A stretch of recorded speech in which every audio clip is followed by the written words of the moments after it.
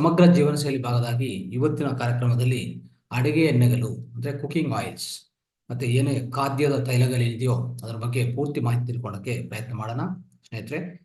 ಖಾದ್ಯದ ತೈಲಗಳು, ಅಡುಗೆ ಎಣ್ಣೆಗಳು ಅಂದ್ರೆ ಏನು, ಅದು ಯಾವುದು, ಈ ಈ ಸಮಾಜದಲ್ಲಿ ಯಾವುದು ನಾವು ಜಾಸ್ತಿ ಬೆಳವಣಿಗೆ ಮಾಡ್ತಾ ಇದೀವಿ, ಯಾವುದು ಮಾಡಬಾರ್ದು, ಈ ಅಡುಗೆ ಎಣ್ಣೆಗಳು ಯಾವುದಕ್ಕೂ ನಾವು ತಗೋಬೇಕು, ಏನು ಕಾರಣ, ತಗೊಂಡಕ್ಕೆ ಏನು ಕಾರಣ, ಇದೆಲ್ಲ ನಾವು ತಿಳ್ಕೊಳ್ಳೋಕೆ ಪ್ರಯತ್ನ ಮಾಡೋಣ ಸ್ನೇಹಿತರೆ.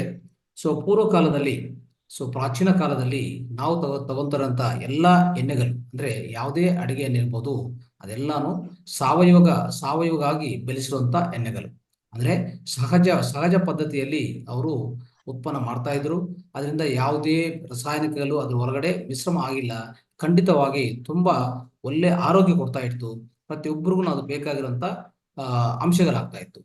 ಆದ್ರೆ ಸ್ನೇಹಿತರೆ, ಈಗ ಇತ್ತೀಚಿನ ಕಾಲದಲ್ಲಿ ಅದು ಪೂರ್ತಿ ಚೇಂಜ್ ಆಗಿದೆ. ತಮಗೆಲ್ಲರಿಗೂ ಗೊತ್ತು, ಈಗಾಗಲೇ ನಾವೆಲ್ಲರಿಗೂ ಅನುಭವಿಸ್ತಾ ಇದ್ವಿ ಅಂತ ಪ್ರತಿಯೊಂದು ನಾವು ಅದು ತಿಳ್ಕೊತಾ ಇದ್ವಿ.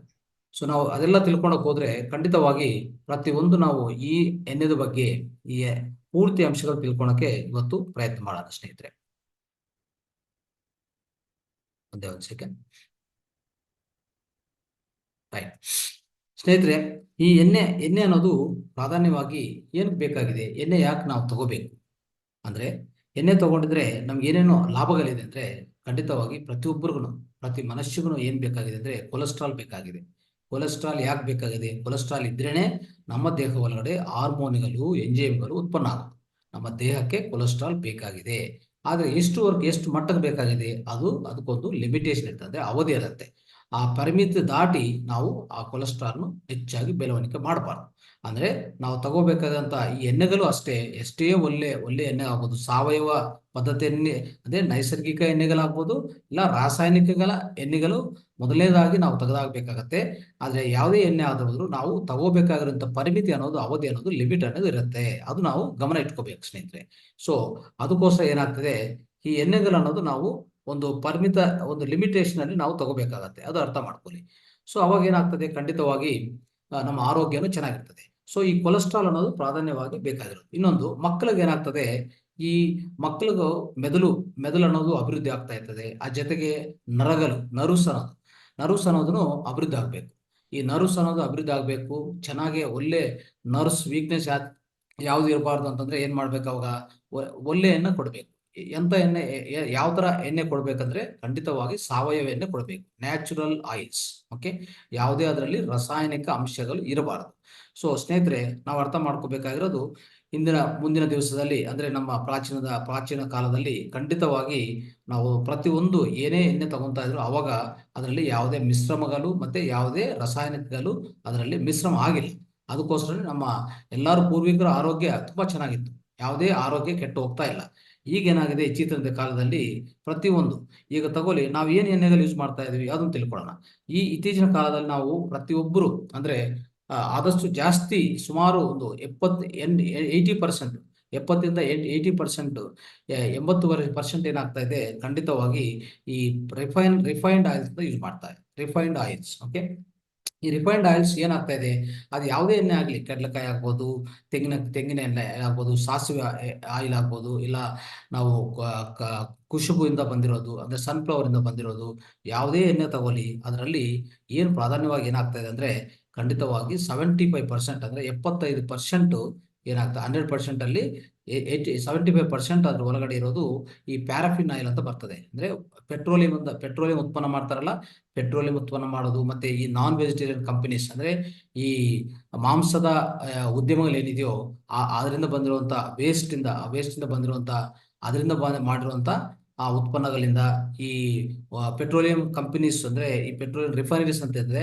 ಅದರಿಂದ ಒಂದು ವೈಟ್ ಆಯಿಲ್ ಅಂತ ಬರ್ತದೆ. ಏನಾಗಿದೆ, ಆ ವೈಟ್ ಆಯಿಲ್ ಅನ್ನೋದು ವೇಸ್ಟ್ ಆಯಿಲ್. ಅದು ಈ ಪೆಟ್ರೋಲಿಯಂ ಕಂಪನೀಸ್ ಬರುವಂತ ವೇಸ್ಟ್ ಆಯಿಲ್.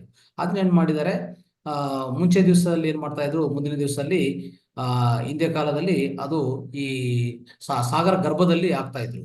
ಈಗ ಸಾಗರ ಗರ್ಭದಲ್ಲಿ ಇದು ಆಗ್ತಾ ಆಗ್ತಾ ಏನಾಗಿದೆ, ಸಾಗರದಲ್ಲಿರುವಂತ ಎಷ್ಟೋ ಪ್ರಾಣಿಗಳು ಸತ್ತು ಹೋಗ್ತಾ ಇದೆ ಅಂತ ಹೇಳ್ಬಿಟ್ಟು ಎಲ್ಲಾ ದೇಶಗಳು ಒಂದು ಒಪ್ಪಂದ ಮಾಡ್ಕೊಂಡಿದ್ದಾರೆ. ಏನಂತಂದ್ರೆ ಇದನ್ನು ಯಾವ್ದು ಕಾರಣಕ್ಕೂ ನಾವು ಸಾಗರದಲ್ಲಿ ಹಾಕ್ಬಾರ್ದು, ಯಾವುದೇ ಪೆಟ್ರೋಲಿಯಂ ಕಂಪನಿ ಆಗ್ಬೋದು ಅಂತ ಹೇಳ್ಬಿಟ್ಟು ಆ ವೈಟ್ ಆಯಿಲ್ ಅನ್ನೋದು, ಮಿನರಲ್ ಆಯಿಲ್ ಅನ್ನೋದು, ವೇಸ್ಟ್ ಆಯಿಲ್ ಅನ್ನೋದು ಖಂಡಿತವಾಗಿ ಏನ್ ಮಾಡಿದ್ದಾರೆ, ಸೈಂಟಿಸ್ಟ್ ಎಲ್ಲ ಸೇರ್ಕೊಂಡು ಒಂದು ಸಂಶೋಧನೆ ಮಾಡಿ ಏನ್ ಮಾಡಿದ್ದಾರೆ, ಇದನ್ನು ಈ ನಮ್ಮ ಏನೇ ಅಡಿಗೆ ಎಣ್ಣೆಗಳಿದೆಯಲ್ಲ ಇದ್ರ ಒಳಗಡೆ ಸೇರಿಸ್ಕೋಬಹುದು, ಅದ್ರ ಒಳ್ಳೆ ರಿಫೈನ್ ಮಾಡಿ ನಾವು ಸೇರಿಸ್ಕೋಬಹುದು ಅಂತ ಅವರು ಒಂದು ತೀರ್ಮಾನ ಮಾಡಿ ಈ ತರ ತಗೊಂಡು ಬಂದಿದ್ದಾರೆ. ಅದಕ್ಕೆ ರಿಫೈನ್ಡ್ ಆಯಿಲ್ ಅಲ್ಲಿ 75% ಈ ರಿಫೈನ್ ಆಯಿಲ್ ಇರ್ತದೆ, ಪ್ಯಾರಾಫಿನ್ ಆಯಿಲ್ ಇರ್ತದೆ.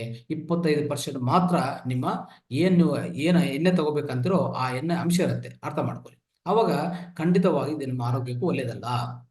ಏನಾಗ್ತದೆ ಸ್ನೇಹಿತರೆ, ಈ ರಿಫೈನ್ ಮಾಡುವಾಗ ಅಂದ್ರೆ ಈ ಪ್ಯಾರಾಫಿನ್ ಆಯಿಲ್ ಈಗಾಗಲೇ ಹೇಳಿದ್ವಲ್ಲ, ಪ್ಯಾರಾಫಿನ್ ಆಯಿಲ್ ಇದಕ್ಕೂ ಆಡ್ ಮಾಡ್ತಾ ಇದ್ದಾರೆ, ಮಿಶ್ರಣ ಮಾಡ್ತಾ ಇದ್ದಾರೆ. ಅಂದ್ರೆ ಈ ಪ್ಯಾರಾಫಿನ್ ಆಯಿಲ್ನು ಅದನ್ನು ರಿಫೈನ್ ಮಾಡಕ್ಕೆ ಏನ್ ಮಾಡ್ತಾರೆ ಅವರು, ಈ ಆಯಿಲ್ನು ಉತ್ಪನ್ನ ಮಾಡುವಾಗನೇ ಅದಕ್ಕೆ ಉಪಯೋಗಿಸ್ತಂತ ಕೆಮಿಕಲ್ಸ್ ಅದಕ್ಕೂ ಅಂದ್ರೆ ಆ ರಿಫೈನ್ ಮಾಡಕ್ಕೆ, ಶುದ್ಧೀಕರಣ ಸಂಸ್ಕರಿಸೋದಕ್ಕೆ ಏನ್ ಮಾಡ್ತಾರೆ, ಅವ್ರು ಎಷ್ಟೋ ಕೆಮಿಕಲ್ಸ್, ರಾಸಾಯನಿಕಗಳು ಯೂಸ್ ಮಾಡ್ತಾರೆ. ಅದೆಲ್ಲಾನು ನಿಮ್ಮ ಎಣ್ಣೆ ಒಳಗಡೆ ನೀವು ಏನ್ ಎಣ್ಣೆ ತಗೊಂತೀರೋ ಅದ್ರ ಒಳಗಡೆ ಸೇರ್ತದೆ.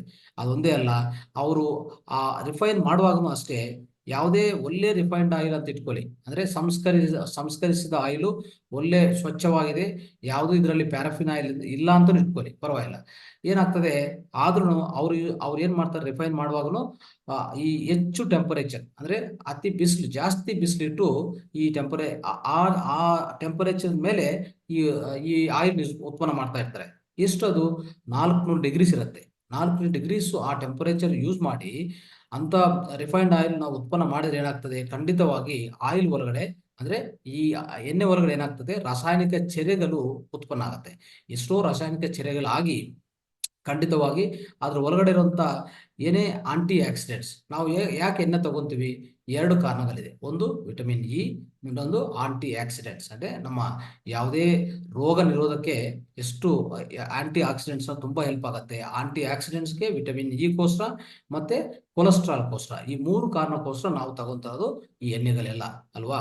ಸೊ ಅವಾಗ ಏನಾಗ್ತದೆ, ಈ ಆಂಟಿ ಆಕ್ಸಿಡೆಂಟ್ಸ್ ಹತ್ತು ಹೋಗ್ತದೆ, ವಿಟಮಿನ್ ಇ ಪೂರ್ತಿ ತೆಗೆದಾಗ್ತದೆ, ಮತ್ತೆ ಎಷ್ಟೋ ರಾಸಾಯನಿಕ ಚರ್ಯೆಗಳಾಗಿ ಅಲ್ಲಿ ಇರುವಂತ ಎಣ್ಣೆ ಅಂಶನೇ ಇರಲ್ಲ.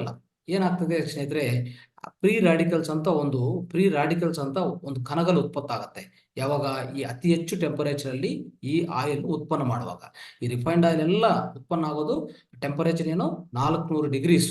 ಅಂದ್ರೆ ಅಷ್ಟು ಟೆಂಪರೇಚರ್ ಅಲ್ಲಿ, ಅಷ್ಟು ಹೀಟ್ ಅಲ್ಲಿ, ಅಷ್ಟು ಬಿಸಿಲಿಟ್ಟು ಯಾವಾಗ ಉತ್ಪನ್ನ ಮಾಡ್ತಾರೋ ಖಂಡಿತವಾಗಿ ಏನಾಗೋದು, ರಾಸಾಯನಿಕ ಚರ್ಯೆಗಳಾಗಿ ಪೂರ್ತಿ ಈ ಎಣ್ಣೆ ಅಂಶನೇ ಇರಲ್ಲ ಅದ್ರ ಒಳಗಡೆ.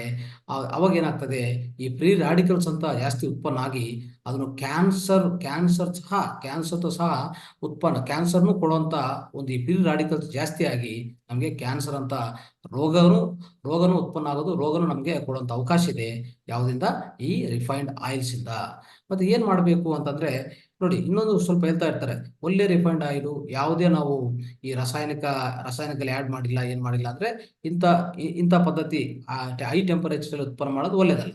ಮತ್ತೆ ರಿಫೈನ್ಡ್ ಆಯಿಲು ಈ ಪ್ಯಾರಾಫಿನ್ ಆಯಿಲ್ ಯೂಸ್ ಮಾಡೋದು ಅದು ಒಳ್ಳೇದಲ್ಲ. ಅವಾಗ ಯಾವ ರಿಫೈನ್ಡ್ ಆಯಿಲ್ ಒಳ್ಳೇದಾಗತ್ತೆ, ಅವಾಗ ಯಾವುದು ಒಳ್ಳೇದಲ್ಲ, ಅದು ಅರ್ಥ ಮಾಡ್ಕೊಳ್ಳಿ.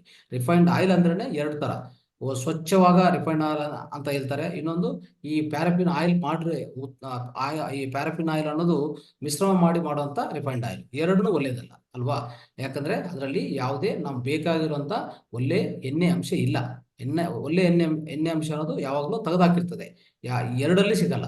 ಅವಾಗ ಏನ್ ಮಾಡ್ಬೇಕು ನಾವು ಅಂತಂದ್ರೆ, ಇಂಥ ಪರಿಸ್ಥಿತಿಯಲ್ಲಿ ಖಂಡಿತವಾಗಿ ನೀವು ಏನ್ ಮಾಡ್ಬೇಕು, ಮಕ್ಕಳು ಕೊಡ್ಬೇಕಾದಂತ ಯಾವುದೇ ಎಣ್ಣೆ ಇರಲಿ, ನ್ಯಾಚುರಲ್ ಆಯಿಲ್ಸ್ ಇರಬೇಕು. ಸಾವಯವ ಪದ್ಧತಿಯಲ್ಲಿ ಉತ್ಪನ್ನ ಆಗಿರುವಂತ ಆಯಿಲ್ಸ್ ಮಾತ್ರ ಕೊಡಿ, ಇನ್ನು ಯಾವುದು ಕೊಡಕ್ ಹೋಗ್ಬೇಡಿ. ಅಂದ್ರೆ ಏನಾಗ್ತದೆ ಸ್ನೇಹಿತರೆ, ಯಾವುದೇ ಬೇರೆ ಆಯಿಲ್ ಕೊಟ್ಟಿದ್ರೆ ಖಂಡಿತವಾಗಿ ನೋಡಿ, ಈಗಾಗಲೇ ನೋಡ್ತಾ ಇದೀವಿ, ತುಂಬಾ ಮಕ್ಕಳಲ್ಲಿ ನಾವು ನೋಡ್ತಾ ಇದೀವಿ ಆಟಿಸಮ್ ಅಂತ ಬರ್ತದೆ. ಆಟಿಸಮ್, ಆಮೇಲೆ ನರ್ವ್ಸ್ ವೀಕ್ನೆಸ್, ಆಮೇಲೆ ಫಿಟ್ಸ್ ಆಗ್ತಾ ಇದೆ. ಇದೆಲ್ಲ ಯಾವ್ದಕ್ಕೆ ಆಗ್ತಾ ಇದೆ ಹೇಳಿ, ನಾವು ಕೊಡುವಂತ ಈ ಎಣ್ಣೆ ಅಂಶ ಅನ್ನೋದು ಕರೆಕ್ಟ್ ಆಗಿಲ್ಲ, ಅದು ಅರ್ಥ ಮಾಡ್ಕೊಳ್ಳಿ. ಅಂದ್ರೆ ನಾವು ಕೊಡ್ಬೇಕಾಗಿರುವಂತ ಎಣ್ಣೆ ಯಾವ ತರ ಇರಬೇಕು, ಸಾವಯವ ಪದ್ಧತಿಯಲ್ಲಿ. ಅಂದ್ರೆ ಯಾವುದೇ ಅಂದ್ರೆ ನಾವೇನಂದ್ರೆ ಗಾನಿಗೆ ಎಣ್ಣೆ ಅಂತ ಇರ್ತದೆ, ಗಾನಾ ಆಯಿಲ್ಸ್ ಅಂತ ಇರ್ತೀವಲ್ಲ, ಗಾನಾ ಆಯಿಲ್ಸ್ ಈಗಾಗಲೇ ಸಿಗ್ತಾ ಇರ್ತದೆ. ಅಂದ್ರೆ ನೀವು ರೈತರ ಹತ್ರ ಹೋದ್ರೆ, ಡೈರೆಕ್ಟ್ ಯಾವುದೇ ಒಂದು ವ್ಯವಸಾಯ ಕ್ಷೇತ್ರಕ್ಕೆ ಹೋದ್ರೆ ರೈತರ ಹತ್ರ ನೇರಾಗಿ ನೀವು ಪರ್ಚೇಸ್ ಮಾಡ್ಕೋಬಹುದು, ಖರೀದಿ ಮಾಡ್ಬೋದು. ಇಲ್ಲ ಈಗಾಗಲೇ ಸಿಟಿಯಲ್ಲಿ ತುಂಬಾ ಕಡೆ ಈ ಮೆಷಿನ್ಸ್ ತರ ಬಂದಿದೆ, ಆ ಮೆಷಿನ್ಸ್ ಏನಾಗ್ತದೆ ಸ್ನೇಹಿತರೆ, ಮೆಷಿನ್ಸ್ ಇಂದನು ಈ ಕೋಲ್ಡ್ ಪ್ರೆಸ್ಡ್ ಆಯಿಲ್ಸ್ ಉತ್ಪನ್ನ ಮಾಡ್ತಾ ಇರ್ತಾರೆ. ಆ ಕೋಲ್ಡ್ ಪ್ರೆಸ್ ಆಯಿಲ್ಸ್ ಏನಿರ್ತದೆ ಅದರಲ್ಲಿ, ಕೋಲ್ಡ್ ಪ್ರೆಸ್ ಆಯಿಲ್ಸ್ ಅಲ್ಲಿ ಖಂಡಿತವಾಗಿ ಅವರು ಅವರು ಸಹ ಏನ್ ಮಾಡ್ತಾರೆ, ಟೆಂಪರೇಚರ್ ಒಂದು 70 ಡಿಗ್ರೀಸ್ ಅದೇ 70 ಡಿಗ್ರೀಸ್ ಟೆಂಪರೇಚರ್ ಮಾತ್ರ, ಅಷ್ಟು ಹೀಟ್ ಅಲ್ಲಿ ಮಾತ್ರ ಅವರು ಉತ್ಪನ್ನ ಮಾಡ್ತಾ ಇರ್ತಾರೆ. ಅದು ಒಳ್ಳೇದು. 70 ಡಿಗ್ರೀಸ್ ಮೇಲೆ ಹೋದ್ರೆ ಖಂಡಿತವಾಗಿ ಆ ರಸಾಯನ ಅದರಲ್ಲಿ ಎಣ್ಣೆ ಅಂಶ ಅನ್ನೋದು ಚೇಂಜ್ ಆಗುತ್ತೆ. ಅಂದ್ರೆ ಎಣ್ಣೆ ಅಂಶ ಅನ್ನೋದು ಎಣ್ಣೆ ತರ ಇರಲ್ಲ, ಅದರೊಳಗೆ ಬೇರೆ ಬೇರೆ ರಾಸಾಯನಿಕಗಳು ಉತ್ಪನ್ನವಾಗಿ ಈ ಎಣ್ಣೆ ಅಂಶ ಅನ್ನೋದು ಒಟ್ಟು ಹೋಗ್ತದೆ. ಅದಕ್ಕೋಸ್ಕರ ಅದು ಗಮನಿಸಬೇಕು ನೀವು. ಅದಕ್ಕೋಸ್ಕರ ಈ ಕೋಲ್ಡ್ ಪ್ರೆಸ್ಡ್ ಆಯಿಲ್ಸ್ ಈಗಾಗಲೇ ಸಿಟಿಯಲ್ಲಿ ಸಿಗ್ತಾ ಇರ್ತದೆ. ಸೊ ವಿವಿಧ ಪ್ರದೇಶದಲ್ಲಿ ಇಟ್ಟಿದ್ದಾರೆ ಈಗ ಆಲ್ರೆಡಿ. ಅಂತ ಎಣ್ಣೆಗಳು ನೀವು ಖರೀದಿ ಮಾಡ್ಬೋದು, ಅದು ಒಳ್ಳೆಯದೇ. ಇಲ್ಲಾಂದ್ರೆ ವ್ಯವಸಾಯ ಕ್ಷೇತ್ರದಲ್ಲಿ ಡೈರೆಕ್ಟ್ ನೀವು ನೇರವಾಗಿ ಈ ಸಾವಯವ ಆಯಿಲ್ಸ್ ತಗೋಬೇಕಾಗತ್ತೆ. ಈ ಸಾವಯವ ಆಯಿಲ್ಸ್ ಮಾತ್ರ ನಾವು ಮಕ್ಕಳು ಕೊಡ್ಬೇಕಾಗತ್ತೆ, ಅದು ಅರ್ಥ ಮಾಡ್ಕೊಳ್ಳಿ. ಸೊ ಅಷ್ಟು ಪ್ರಾಧಾನ್ಯವಾಗಿರುವಂತ ಈ ಎಣ್ಣೆ ಅಂಶಗಳು ಸ್ನೇಹಿತರೆ ಏನಾಗ್ತದೆ, ಈಗಾಗಲೇ ನೋಡಿ, ಮಕ್ಕಳು ಬೆಳವಣಿಗೆ ಆಗುವಾಗನು ಈ ಎಣ್ಣೆ ಅನ್ನೋದು ಖಂಡಿತವಾಗಿ ಅವ್ರು ಕೊಡ್ಲೇಬೇಕು. ಯಾಕಂದ್ರೆ ನರ್ವ್ಸ್ ಬಲವಾಗಿರ್ತದೆ, ಮೆದುಳು ಚೆನ್ನಾಗಿ ಅಭಿವೃದ್ಧಿ ಆಗ್ತಾ ಇರ್ತದೆ. ಅಂತ ಅವ್ರಿಗೆ ಖಂಡಿತವಾಗಿ ಕೊಡ್ಲೇಬೇಕಾಗತ್ತೆ, ಅದು ಅರ್ಥ ಮಾಡ್ಕೊಳ್ಳಿ. ಸೊ ಈ ತರ ನಾವು ಈ ಎಣ್ಣೆಗಳು ಖಂಡಿತವಾಗಿ ನಾವು ಬದಲಾವಣೆ ಮಾಡ್ಕೋಬೇಕು. ಈಗಾಗಲೇ ನೀವು ರಿಫೈನ್ಡ್ ಆಯಿಲ್ಸ್ ಯೂಸ್ ಮಾಡ್ತಾ ಇರ್ತೀರಿ. ತುಂಬಾ ಜನ, ಅಂದ್ರೆ ನಾನು ಹೇಳಿದೆಲ್ಲ 75 80%, 75 to 80% ಜನ ಈ ರಿಫೈನ್ಡ್ ಆಯಿಲ್ ಯೂಸ್ ಮಾಡ್ತಾ ಇದ್ದಾರೆ. ಏನಕ್ಕೆ ಯೂಸ್ ಮಾಡ್ತಾ ಇದ್ದಾರೆ ಅಂದ್ರೆ, ಇನ್ನೊಂದು ಪ್ರಾಧಾನ್ಯವಾಗಿ ನಾವು ತಿಳ್ಕೊಬೇಕಾಗಿರೋದು, ಇದು ಖರೀದು ಕಮ್ಮಿ ಇದೆ. ಅಂದ್ರೆ ಇದು ಬೆಲೆ ಕಮ್ಮಿ ಇದೆ. ಎಷ್ಟು ಬೆಲೆ ಕೊಡ್ತಾರೆ? ಒಂದು ರಿಫೈನ್ಡ್ ಆಯಿಲ್ ತಗೊಳ್ಳಿ, 1 ಲೀಟರ್ಗೆ ಯಾವುದೇ ಕಡಲೆಕಾಯಿ ಆಗ್ಬೋದು, ತೆಂಗಿನ ತೈಲ ಆಗ್ಬೋದು, ಇಲ್ಲಾಂದ್ರೆ ಸಾಸಿವೆ, ಇಲ್ಲಾಂದ್ರೆ ಕುಸುಮೆ, ಯಾವುದೇ ತಗೊಳ್ಳಿ, 150 200, 200 220, 250 ಕೊಡ್ತಾರೆ 1 ಲೀಟರ್ಗೆ ಅಲ್ವಾ? ಅದು ಕೊಡಕ್ಕೆ ಸಾಧ್ಯ ಅಲ್ಲ. ಅದು ನಿಜವಾಗಿ ನೈಸರ್ಗಿಕ ತೈಲ ಅಂದ್ರೆ ಕೊಡಕ್ಕಾಗಲ್ಲ. ಯಾಕಂದ್ರೆ ಒಂದು ಕಡ್ಲೆಕಾಯಿ ತಗೊಳ್ಳಿ, ಒಂದು ಕಡ್ಲೆಕಾಯಿ ಬೀಜನೇ 1 kgಗೆ ನಿಮ್ಗೆ 120 150 ರೂಪಾಯಿ ಆಗತ್ತೆ. ಅಂದ್ರೆ ಅವಾಗ 3 kg ತಗೊಂಡ್ರೆ 450 ರೂಪಾಯಿ, 450 ರೂಪಾಯಿ ಖರ್ಚು ಮಾಡಿದ್ರೆ ಅವಾಗ ನಿಮ್ಗೆ 1 ಲೀಟರ್ ಉತ್ಪನ್ನ ಮಾಡ್ಬೋದು. ಅಂದ್ರೆ 3 ಇಂದ 4 kg ಕಡಲೆಕಾಯಿ ಬೀಜ ತಗೊಂಡು ನಾವು ಯಾವುದೇ ಕೋಲ್ಡ್ ಪ್ರೆಸ್ ಮೆಷಿನ್ ಹಾಕಿದ್ರೆ ನಿಮ್ಗೆ ಬರುವಂತದ್ದು 1 ಲೀಟರ್ ಈ ಸಾವಯವ ಆಯಿಲ್. ಅವಾಗ ನಿಮ್ಗೆ ಎಷ್ಟಾಯ್ತು ಖರ್ಚು? 450 ರೂಪಾಯಿ. ಮತ್ತೆ ಅದಕ್ಕೂ ಸ್ವಲ್ಪ ಅಲ್ಲಿ ಮಾಡಿಕೊಟ್ಟಿರುವಂತ ಅವ್ರಿಗೂ ಸ್ವಲ್ಪ ಏನಾದ್ರು ನೀವು ಖರ್ಚು ಕೊಡೋದಿದ್ರೆ ಖಂಡಿತವಾಗಿ 500 ರೂಪಾಯಿಂದ 600 ರೂಪಾಯಿ ಬೆಲೆ ನೀವು ಕೊಡಬೇಕಾಗತ್ತೆ. ಯಾವುದಕ್ಕೂ 1 ಲೀಟರ್ ಕಡ್ಲೆಕಾಯಿ ಸಾವಯವ ಎಣ್ಣೆಗೆ. ಮತ್ತೆ ಇಲ್ಲಿ ಸಿಗ್ತಾ ಇರೋದು 150 ಇಂದ 250 ರೂಪಾಯಿ ಒಳಗಡೆ. ಅವಾಗ ಯಾವ ತರ ಸಾಧ್ಯ ಆಗುತ್ತೆ ನೀವು ಒಂದ್ಸರಿ ಗಮನಿಸಿ. ಇದು ಖಂಡಿತವಾಗಿ ಸಾಧ್ಯವಾಗಲ್ಲ. ಅದಕ್ಕೋಸ್ಕರನೇ ಏನಾಗ್ತಾ ಇದೆ, ಬೆಲೆ ಕಮ್ಮಿ ಅಂತ ನಾವು ರಿಫೈನ್ಡ್ ಆಯಿಲ್ ಹೋಗಿ ತಿಂತಾ ಇರುವಂತ ಅದರಲ್ಲಿರುವಂತದ್ದು ಏನಿರ್ತದೆ ಅಂದ್ರೆ, ಖಂಡಿತವಾಗಿ ನಿಮ್ಗೆ ಸಿಗೋಂಥದ್ದು ಪ್ಯಾರಫಿನ್ ಆಯಿಲ್ ಜಾಸ್ತಿ ಇರುತ್ತೆ.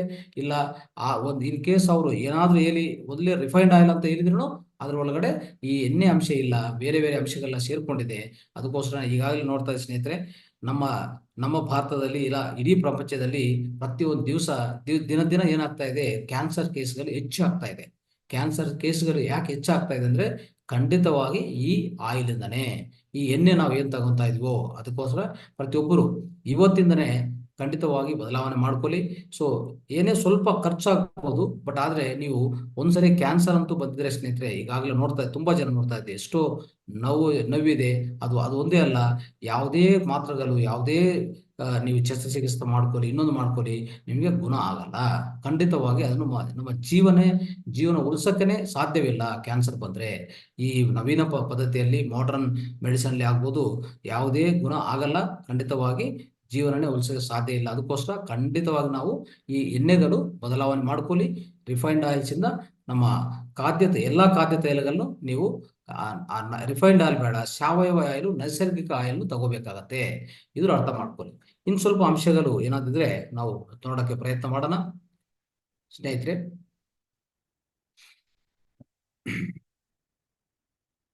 ನೋಡಿ, ನೈಜರ್ ಬೀಜ ಅಂತ ಇದೆಯಲ್ಲ. ಸೊ ನೈಜರ್ ಬೀಜ ಅನ್ನೋದು ನೋಡಿ, ನೈಜರ್ ಬೀಜಗಳಿಗೆ ಇರುವಂತ ನೈಜರ್ ಆಯಿಲ್ ಅಂತ ಇರ್ತದೆ, ನೈಜರ್ ಸೀಡ್ಸ್ ಅಂತ ಸಿಗತ್ತೆ. ಅದರಿಂದ ತೆಗಿರುವಂತ ಆಯಿಲ್ಗೆ ಈ ಆರ್ಟಿಸಮ್ ಅಂತ ಇದೆಯಲ್ಲ, ಅದು ತೆಗೆಯುವಂತ, ಅದು ಪೂರ್ತಿ ತೆಗೆದಾಕುವಂತ ಕೆಪಾಸಿಟಿ ಇದೆ. ಅದನ್ನ ಅರ್ಥ ಮಾಡ್ಕೊಳ್ಳಿ, ಆಯ್ತಾ? ಸೊ ಇದು ನೀವು ಅದೊಂದು ಪಾಯಿಂಟ್ ಇದೆ. ಮತ್ತೆ ಈ ಆಯಿಲ್ಸ್ನು ಅಷ್ಟೇ, ಇನ್ನು ಸ್ವಲ್ಪ ಜನ ಏನ್ ಮಾಡ್ತಾರೆ, ಆಲಿವ್ ಆಯಿಲ್ ಒಳ್ಳೇದಂತ ಹೇಳ್ಬಿಟ್ಟು ಇಟಲಿಯಿಂದ ಬರ್ತದೆ. ಆಲಿವ್ ಆಯಿಲ್ ಎಲ್ಲಿಂದ ಬರ್ತದೆ? ಇಟಲಿ. ಅದನ್ನು ಒಳ್ಳೇದಂತ ತಗೊಂತಾ ಇರ್ತಾರೆ. ಆದ್ರೆ ಸ್ನೇಹಿತರೆ, ಒಂದು ಗಮನಿಸಿ, ನಿಮ್ಮ ಸುತ್ತಮುತ್ತ ಸಿಗುವಂತ ಯಾವ್ದು ಆಯಿಲ್ಸ್ ಇದೆಯೋ, ಅದು ಅಂದ್ರೆ ಎಣ್ಣೆಗಳಿದೆಯೋ ಅದು ಒಳ್ಳೇದು. ಯಾವಾಗ್ಲೂ ಬೇರೆ ದೇಶದಿಂದ ಬಂದಿರುವಂತ ಆಯಿಲ್ ಅನ್ನೋದು ನಮ್ಗೆ ಯಾವ ಕಾರಣಕ್ಕೂ ನಮಗೆ ಅದು ಸಹಜವಾಗಲ್ಲ, ಮತ್ತೆ ನಮ್ಮ ದೇಹಕ್ಕೆ ಸರಿಯಾಗಿ ಹೋಗಲ್ಲ. ಯಾಕಂದ್ರೆ ನೋಡಿ, ನಮ್ಮ ನಮ್ಮ ಪ್ರಾಂತದಲ್ಲಿ ಈಗಾಗಲೇ ಈ ದಕ್ಷಿಣ ಭಾರತದಲ್ಲಿ ನೋಡಿದ್ರೆ ಜಾಸ್ತಿ ನಾವು ಕಡಲೆಕಾಯಿಂದ ಬಂದಂತೆ ಎಣ್ಣೆನು ಜಾಸ್ತಿ ಯೂಸ್ ಮಾಡ್ತಾರೆ, ಅದು ಒಳ್ಳೆಯದು. ಮತ್ತೆ ಉತ್ತರ ಭಾರತಕ್ಕೆ ಹೋದ್ರೆ ಖಂಡಿತವಾಗಿ ಈ ಸಾಸಿವ ಅಂದ್ರೆ ಈ ಮಸ್ಟರ್ಡ್ ಆಯಿಲ್ ಅಂತ ಇರ್ತದೆ, ಅದನ್ನು ಜಾಸ್ತಿ ಬಳಕೆಯಲ್ಲಿದೆ ಅಲ್ವಾ, ಜಾಸ್ತಿ ಯೂಸ್ ಮಾಡ್ತಾರೆ, ಅದು ಒಳ್ಳೆಯದು. ಆಮೇಲೆ ಈ ತರ ನೋಡ್ಕೊಂಡ್ರೆ ಖಂಡಿತವಾಗಿ ಆಲಿವ್ ಆಯಿಲ್ ಅನ್ನೋದು ಇಟಲಿಯಲ್ಲಿ ಒಳ್ಳೆಯದು, ನಮಗೂ ಒಳ್ಳೆಯದಲ್ಲ ಅದು. ಅದಕ್ಕೋಸ್ಕರ ಇದು ಗಮನಿಸಿ ದಯವಿಟ್ಟು. ಸೊ ಅದಕ್ಕೂ ಯಾರೇ ಹೇಳಿದ್ರು ಅದು ಜಾಸ್ತಿ ಕೇಳ್ಕೊಳ್ಳೋಂಥ ಅವಕಾಶ ಏನು ಇಲ್ಲ. ಸೊ ಖಂಡಿತವಾಗಿ ನೀವು ಅದಕ್ಕೂ ಅಂದ್ರೆ ಆಲಿವ್ ಆಯಿಲ್ ಯೂಸ್ ಮಾಡುವಂತ ಅವಶ್ಯಕತೆ ಏನಿಲ್ಲ ಭಾರತದಲ್ಲಿ ನಮ್ಮ ಪ್ರದೇಶದಲ್ಲಿ. ಸೊ ಇನ್ನು ಏನಂದ್ರೆ ಸ್ನೇಹಿತರೆ, ಪ್ರತಿ ಒಂದು ವಾರದಲ್ಲಿ 2 ರಿಂದ 3 ಚಮಚೆ ಕಡಲೆಕಾಯಿ ಬೀಜಗಳು ಕೊಡಿ, 2 ರಿಂದ 3 ಚಮಚಗಳು ಎಳ್ಳು ಕೊಡಿ. ಎಳ್ಳು ಅಂದ್ರೆ ಸೆಷಿಯಂ ಅಂತ, ಅದು ಬೀಜಗಳು ಕೊಡಿ. ಮತ್ತೆ 2 ರಿಂದ 3 ಚಮಚೆ ತೆಂಗಿನಕಾಯಿ ತುರಿ ಕೊಡಿ. ಯಾರಿಗೆ? ಬೆಳೆಯುತ್ತಂತ ಮಕ್ಕಳಿಗೆ ಇದು ಖಂಡಿತವಾಗಿ ನೀಡಬೇಕಾಗತ್ತೆ. ಅವಾಗ ದೇಹ ಅನ್ನೋದು ಒಳ್ಳೆ ಬೆಳವಣಿಗೆ ಅನ್ನೋದು ದೇಹದಲ್ಲಿ ಅವ್ರಿಗೆ ಆಗ್ತಾ ಇರ್ತದೆ, ಅದು ಒಳ್ಳೆಯದು, ಅದು ಗಮನಿಸಬೇಕಾಗತ್ತೆ ಸ್ನೇಹಿತರೆ. ಸೊ ಈ ತರ ಇಷ್ಟು ಅಂಶಗಳು ನಾವೀಗ ತಿಳ್ಕೊಂಡಂತ ಇಷ್ಟು ಅಂಶಗಳು ನಾವು ಪಾಲನೆ ಮಾಡಿದ್ರೆ ಸಾಕು, ಖಂಡಿತವಾಗಿ ನಮ್ಗೆ ಏನ್ ಸಿಗತ್ತೆ ಅಂದ್ರೆ ನಾವು ಯೂಸ್ ಮಾಡ್ಕೋಬೇಕಂತ ಈ ಎಲ್ಲಾ ಸಾವಯವ ಪದ್ಧತಿಯಲ್ಲಿ ಬಂದಿರುವಂತ ಈ ಆಯಿಲ್ಸ್ ಯಾವುದೇ ಇರಲಿ, ಕುಸುಬೆ ಬೀಜಗಳಿಂದ ಬಂದಿರೋದು, ಎಳ್ಳು ಬೀಜಗಳಿಂದ, ತೆಂಗಿನಕಾಯಿ, ನೆಲಗಡಲೆ ಅಂದ್ರೆ ಕಡಲೆಕಾಯಿ, ಮತ್ತೆ ಸಾಸಿವೆ, ಈ ನೈಜರ್ ಬೀಜಗಳು, ಇದೆಲ್ಲ ಒಳ್ಳೆದೆ. ಆದ್ರೆ ಏನಿರ್ಬೇಕು ಅದು ಸಾವಯವಾಗಿರ್ಬೇಕು, ನೈಸರ್ಗಿಕವಾಗಿ ಉತ್ಪನ್ನ ಆಗಿರ್ಬೇಕು ಅಷ್ಟೇ.